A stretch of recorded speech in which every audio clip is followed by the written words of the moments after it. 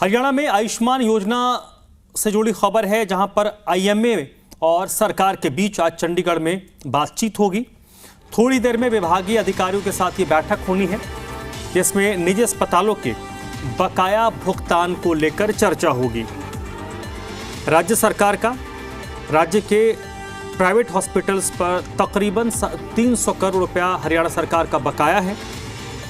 मुख्यमंत्री नायब सैनी ने बकाया भुगतान जल्द से जल्द करने का भरोसा दिया है।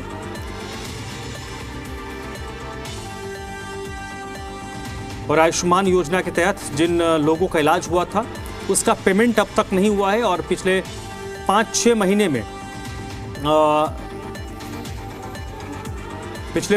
महीने में तकरीबन 300 करोड़ से ज़्यादा का बकाया इन अस्पतालों का राज्य सरकार पर हो गया है। जिसके बाद इंडियन मेडिकल एसोसिएशन हरियाणा ने यह तय किया कि जो प्राइवेट हॉस्पिटल्स हैं वो अब आयुष्मान कार्ड के धारकों का हरियाणा प्रदेश में इलाज नहीं करेंगे, इलाज करने से इनकार कर दिया। जिसके बाद आज थोड़ी देर में ये बैठक आज ही होने वाली है, जिस पर उम्मीद की जा रही है कि कोई बीच का रास्ता निकलेगा, क्योंकि बड़ी संख्या में जो आयुष्मान कार्ड धारक हैं वो इलाज कराने के लिए प्राइवेट हॉस्पिटल्स का रुख करते हैं।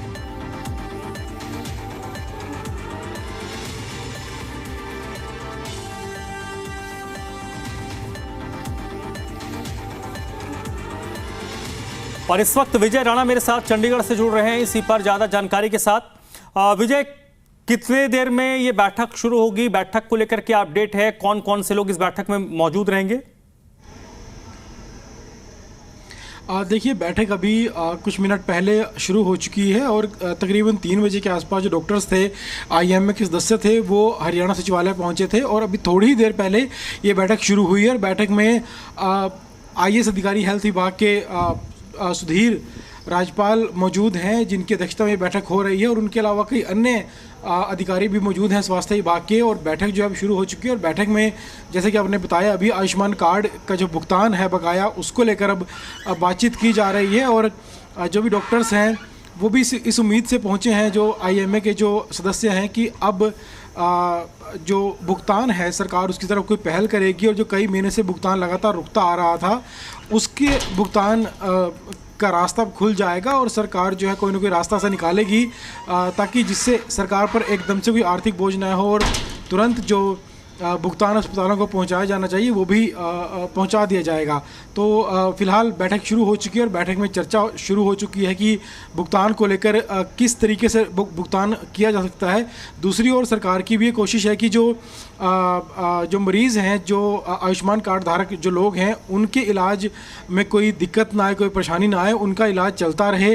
हालांकि डॉक्टर्स ने फ़िलहाल इलाज उनका बंद कर रखा है कल से, लेकिन सरकार चाहती है कि उनका इलाज दोबारा से जो उनका इलाज बहाल कर दिया जाए, ताकि मरीज़ों को दिक्कत ना आए। हालांकि जो आयुष्मान का जो भुगतान है वो सरकार करने का कोई ना कोई तरीका ज़रूर निकालना चाहती है, और दोनों ही पक्ष जो है वो सहमति चाहते हैं इस मामले पर, क्योंकि अगर सहमति नहीं बनती है तो सबसे ज़्यादा नुकसान जो होगा वो गरीब मरीज़ों का होगा, जो आयुष्मान कार्ड लेकर इलाज कराने की उम्मीद से अस्पतालों में आते हैं। तो सरकार मरीज़ों को परेशान नहीं करना चाहती, और सरकार का यही लक्ष्य है कि जो भुगतान का काम है वो किया जाए, चाहे उसके लिए कोई ऐसा तरीका निकाला जाए जिससे डॉक्टर भी संतुष्ट हो जाए और विभाग के ऊपर भी कोई बहुत ज़्यादा एकदम से आर्थिक जो बोझ है वो ना पड़े। तो फिलहाल बातचीत जारी है और सहमति किस हद तक बनती है नहीं बनती है ये बैठक के बाद ही साफ हो पाएगा। जी विजय, इससे पहले भी बैठकें हुई हैं और कई अलग अलग स्तर पर डॉक्टर्स को या अस्पतालों को आश्वासन दिया गया, उसके बाद भी ये समाधान नहीं निकला है। तो हम कितना उम्मीद कर सकते हैं, क्योंकि सरकार के लिए भी बहुत ज़रूरी है कि इस स्थिति को में सुधार लाए, क्योंकि चुनावी साल है और चुनावी साल में ऐसे स्थिति में सरकार अगर इतने एक हाई प्रोफाइल योजना में अगर पलीता लगता है, उससे लोग नाराज़ होते हैं, तो शायद सरकार की छवि के लिए भी ख़राब होगा ये। तो सरकार तो चाहेगी कि जल्द से जल्द ये जो पूरा जो स्थिति चली आ रही है उसमें सुधार हो।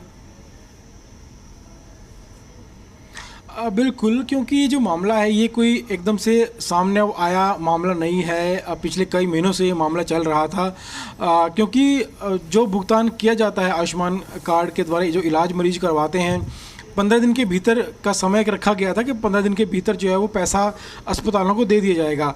हालांकि सरकार पिछले कई सालों से वो पैसा समय पर अस्पतालों को दे रही थी, लेकिन डॉक्टर का कहना है कि पिछले 3-4 महीनों से एक जो गति होती है उसमें कमी आई है।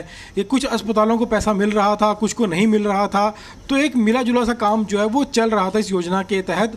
और इसी वजह से क्योंकि गति कम हुई और कुछ प्रतिशत पैसा मिल जाता था, कुछ प्रतिशत पैसा रुक जाता था, तो इसी को करते हुए धीरे धीरे जो ये बकाया है वो काफ़ी ज़्यादा बढ़ गया।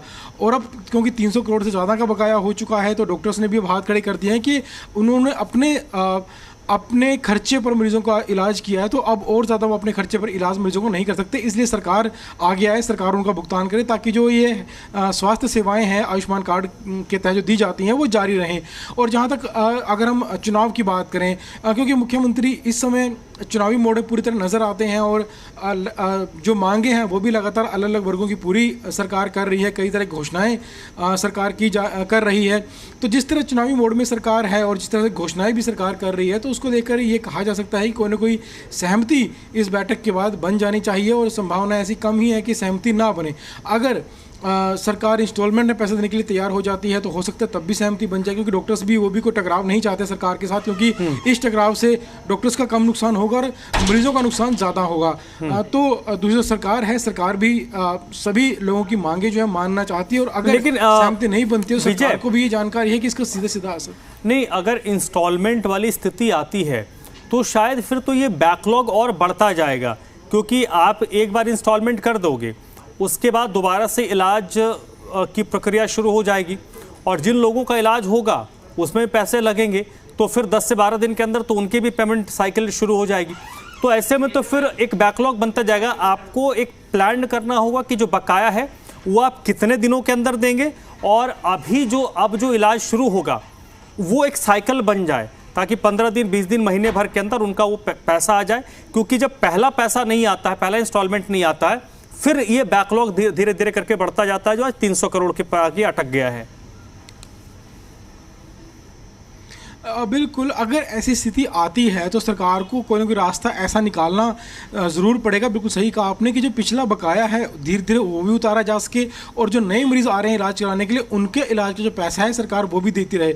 तो इसका सीधा सीधा एक यही तरीका निकलता है कि जब नया मरीज़ कोई आता है इलाज कराने के लिए, उसका पैसा समय पर जाए, और उस पैसे के अलावा जो बकाया बचता है उसकी किस्त अलग से साथ में जाती रहे, तो हो सकता है धीरे धीरे कुछ हफ्तों या महीनों में ये पूरा जो बकाया है वो उतर सकता है। लेकिन एक साफ बात ये है कि जिस तरह से पिछला जो बकाया इकट्ठा हुआ है उससे विभाग पर ज़रूर आर्थिक बोझ तो ज़रूर पड़ेगा, क्योंकि उसको डबल पैसा देना पड़ेगा। बकाये का पैसा अलग है और नए मरीजों का पैसा अलग है। अगर ये निरंतर पैसा चलता रहता तो शायद एकदम से इतना आर्थिक बोझ नहीं पड़ता। वहीं स्वास्थ्य मंत्री से जब बात की गई थी तो उन्होंने भी यही कहा कि कुछ तकनीकी दिक्कतें आ गई थी, जिस वजह से अस्पतालों को पैसा नहीं भेजा जा सका, और अब वो जो दिक्कतें थी उन्हें ठीक किया जा रहा है, और जल्द ही सारा पैसा अस्पतालों को पहुंचा दिया जाएगा। हालांकि मुख्यमंत्री ने भी इस तरह का एक बयान दिया था कि जल्द ही पैसा जो है अस्पतालों को पहुंचा दिया जाएगा। इस तरह के बयानों से साफ होता है कि सरकार ये जो इलाज रोकने की जो घोषणा डॉक्टरों ने की है, सरकार इसको जारी नहीं करना चाहती, और सरकार इसे जल्द खत्म करवाना चाहती है। और इस तरह तमाम जो मंत्री हैं या मुख्यमंत्री हैं वो इस तरह के बयान दे रहे हैं कि डॉक्टर्स को पैसा दे दिया जाएगा। तो आज की जो बैठक है, इन बयानों के आधार पर भी कहा जा सकता है कि उनको सहमति जरूर बननी चाहिए। जी।